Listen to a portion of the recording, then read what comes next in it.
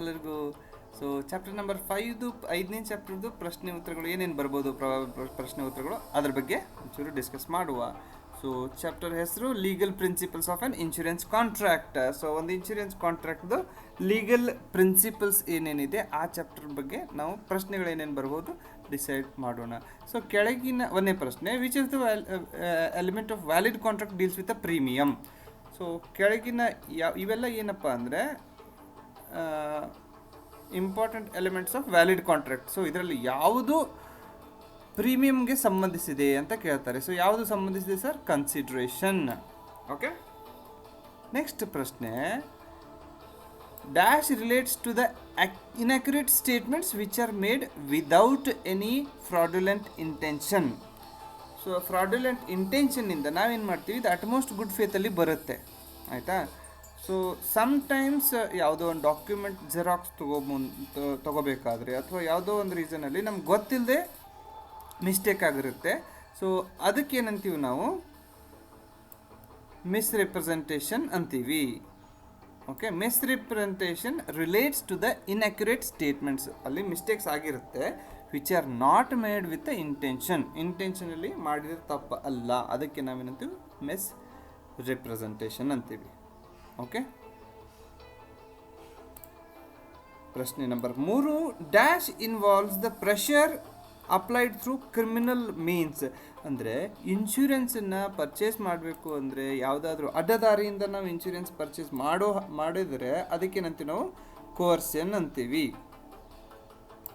Okay, criminal means, ತಲೆ ಮೇಲೆ ಬಂದೂಕಿಟ್ಟು ನನ್ನ ಇನ್ಶೂರೆನ್ಸ್ ಪಾಲಿಸಿಗೆ ಸಿಗ್ನೇಚರ್ ಮಾಡು, ಇಲ್ಲ ಅಂದರೆ ನಾನು ನಿನ್ನ ಗುಂಡು ಹಾರಿಸ್ಬಿಡ್ತೀನಿ.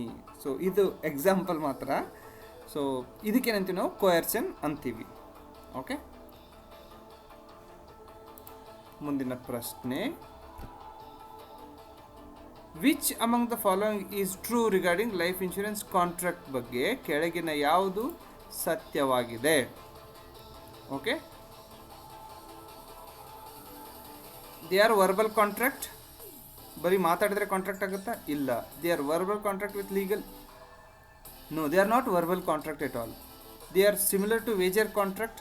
No, they are contracts between two parties. ಒಬ್ಬ ಇನ್ಶೂರೆನ್ಸ್ ಕಂಪ್ನಿ ಮೇಲೆ ಒಬ್ಬ ಕಸ್ಟಮರ್ ಮಧ್ಯೆ ಇರುವಂಥ ಒಂದು contract as per requirements of Indian contracts act. Indian contract ಆ್ಯಕ್ಟಲ್ಲಿ ಏನು ಬರ್ತಿದ್ದಾರೋ ಆ ಥರ ಮಾಡಿದ ಒಂದು ಕಾಂಟ್ರಾಕ್ಟ್ ಆಗಿದೆ. ಓಕೆ, ಅದಕ್ಕೆ ನಾವೇನಂತೀವಿ ಲೈಫ್ ಇನ್ಶೂರೆನ್ಸ್ ಕಾಂಟ್ರಾಕ್ಟ್ ಅಂತೀವಿ. Which of the below is, ಪ್ರಶ್ನೆ number 5, which of the below is not a valid consideration for the contract. Consideration ಅಂದರೆ ಏನು? ಪ್ರೀಮಿಯಮ್ಗೆ ನಾವು ಕನ್ಸಿಡ್ರೇಷನ್ ಅಂತೀವಿ. ಓಕೆ, ಸೊ ವ್ಯಾಲಿಡ್ ಅವು ಯಾವುದು ಅಲ್ಲ. ಲಂಚ ತಗೋತೀವಲ್ಲ ಅದು ವ್ಯಾಲಿಡ್ ಅಲ್ಲ, ಬ್ರೈಬ್ ಮಾಡೋದು ವ್ಯಾಲಿಡ್ ಅಲ್ಲ. ನೀವು ಇನ್ಶೂರೆನ್ಸ್ ಬೈ ಮಾಡೋದಕ್ಕೆ ಇನ್ಶೂರೆನ್ಸ್ ಏಜೆಂಟ್ಗೆ ಎಕ್ಸ್ಟ್ರಾ ದುಡ್ಡು ಕೊಡೋದು ಸರಿ ಅಲ್ಲ. is not a valid consideration. Bribe is not a valid consideration. So ಪ್ರಶ್ನೆ number 6, which of the below party is not eligible to enter in to life insurance contract. Sir, ಯಾರ್ದು age 18ಕ್ಕಿಂತ ಕಡಿಮೆ ಇದೆಯೋ ಅವ್ರ ಜೊತೆ ನೀವು ಕಾಂಟ್ರಾಕ್ಟ್ ಮಾಡೋಕ್ಕೆ ಬರೋದಿಲ್ಲ. So the answer is minor. ಮುಂದಿನ ಪ್ರಶ್ನೆ, chapter number 5, which of the below action showcases the principle of uberrima fides. Okay, uberrima fides ಅಂದರೆ utmost good faith. Utmost good faith ಏನು ಹೇಳುತ್ತೆ?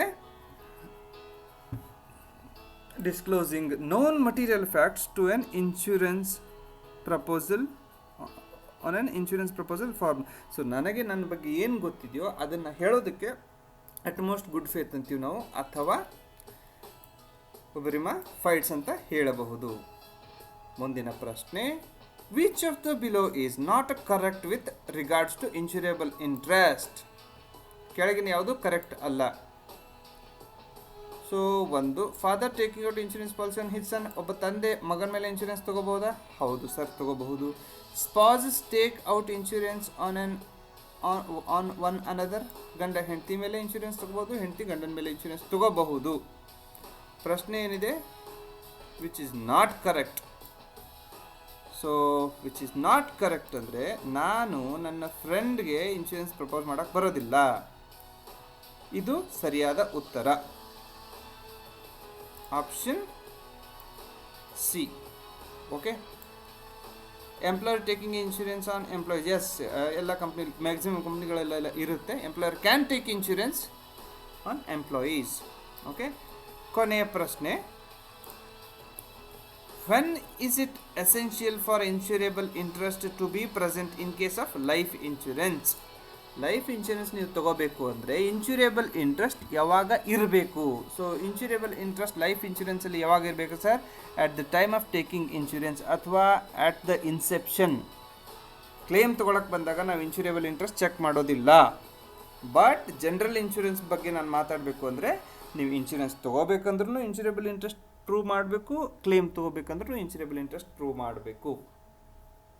Thank you very much. ದಯವಿಟ್ಟು ಪಾಠವನ್ನು repeat ಮಾಡಿ, ಆಮೇಲೆ ಈ ಪ್ರಶ್ನೆಗಳನ್ನು ರಿಪೀಟ್ ಮಾಡಿ. ಈ ಪ್ರಶ್ನೆಗಳು ಬರೋ ಸಾಧ್ಯತೆ ತುಂಬ ಜಾಸ್ತಿ ಇದೆ. ತುಂಬ ಧನ್ಯವಾದಗಳು.